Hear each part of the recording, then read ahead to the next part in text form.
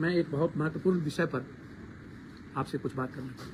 परेशान करने वाला यह न्यूज, कोसी में 6,83,000 पानी का डिस्चार्ज हुआ और गंगा का खुद अपने खतरे से ऊपर क्या क्या कहता है। हम अपील करते हैं आप सबसे, सरकार के भरोसे मत रहिए। सरकार हमेशा दया की भीख मांगता है, धर्म जाति के आधार पर। कोसी त्रासदी आई थी, जिंदगी तबाह हो गई थी, फिर भी वोट किसको मिला था? 5 किलो चावल, 10 किलो, 1 क्विंटल चावल और 2 क्विंटल आटा। और आज तक कोसी का कोई भी जमीन रिहेबिलिटेशन नहीं हुआ। आज तक नदी सही तरीके से बांधे नहीं गए। लेकिन वोट 20 सालों से, उस वक्त मनमोहन सिंह की सरकार थी,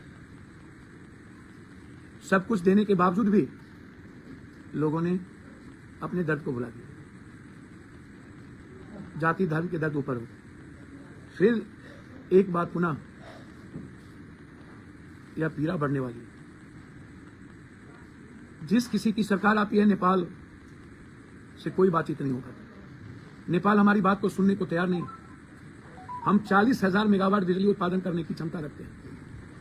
20,000 मेगावाट बिजली हम नेपाल को देना चाहते हैं। हाई डैम के निर्माण के लिए नेपाल की सहमति आवश्यक है। चाइना के दुष्टता के कारण हम हाई डैम का निर्माण नहीं कर पाते।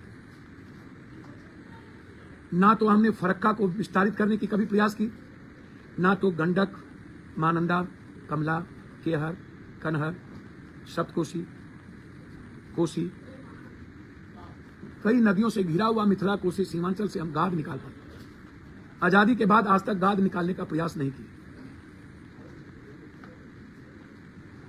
हर साल करोड़ों अरबों रुपया खर्च होते हैं। साल भर एंटी इरोजन वर्क पर खर्च होता है, अस्पर बनता है, लेकिन फ्लड फाइटिंग के नाम पर अरबों रुपया बंदर बांट करके नेता से लेकर नीचे तक खा जाता है। और हम अपनी किस्मत पर रोते रहते हैं, अपने भाग्य को कोसते हैं और भगवान पर भरोसा करते हैं। नहीं, ये सब प्रकृति या भगवान की देन नहीं है। ये आपदा सिस्टम की देन, नेताओं की देन। जब नदी को नासूर बनाइएगा, जब पर्यावरण को काटिएगा, जब नदी को छेड़िएगा, जब नेचर को मारिएगा, विकास के नाम पर चारों तरफ से गांव को, नदियों को घेर दीजिएगा, नदी पर घर बनाइएगा, नदी को बंद कर दीजिएगा, तो नेचर क्या करेगा? भगवान क्या करेगा? और ये नेता और माफिया अपने सहूलियत के लिए सब कुछ करते।